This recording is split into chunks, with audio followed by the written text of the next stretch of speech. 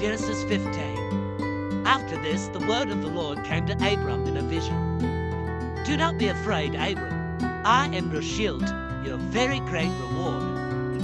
But Abram said, Sovereign Lord, what can you give me, since I remain childless, and the one who will inherit my estate is Eliezer of Damascus? And Abram said, You have given me no children, so a servant in my household will be my heir. Then the word of the Lord came to him, This man will not be your heir, but a son who is your own flesh and blood will be your heir. He took him outside and said, Look up at the sky and count the stars. If indeed you can count them, then he said to him, So shall your offspring be. Abram believed the Lord, and he credited it to him as a righteousness. He also said to him, I am the Lord who brought you out of Ur to give you this land to take possession of it. But Abram said, Sovereign Lord, how can I know that I will gain possession of it? So the Lord said to him, Bring me a heifer, a goat, and a ram, each 3 years old, along with a dove and a young pigeon. Abram brought all these to him, cut them in two, and arranged the halves opposite each other. The birds, however, he did not cut in half.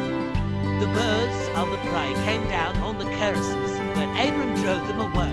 As the sun was setting, Abram fell into a deep sleep, and a thick and dreadful darkness came over him. Then the Lord said to him, Know for certain that for 400 years your descendants will be strangers in a country not their own, and that they will be enslaved and mistreated there.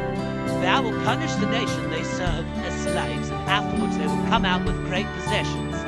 You, however, will go to your ancestors in peace and be buried at a good old age. In the 4th generation your descendants will come back there, for the sin of the Amorites has not yet reached its full measure. When the sun had set and darkness had fallen, a smoking fire pot with a blazing torch appeared and passed between the pieces. On that day the Lord made a covenant with Abram and said, To your descendants I give this land, from water of Egypt to the great river, to the Euphrates, the king of Kenites, Kenizzites, and Kammonites, Hittites, Perizzites, Verivites, Amorites, Canaanites, Geriashites, and Jebusites.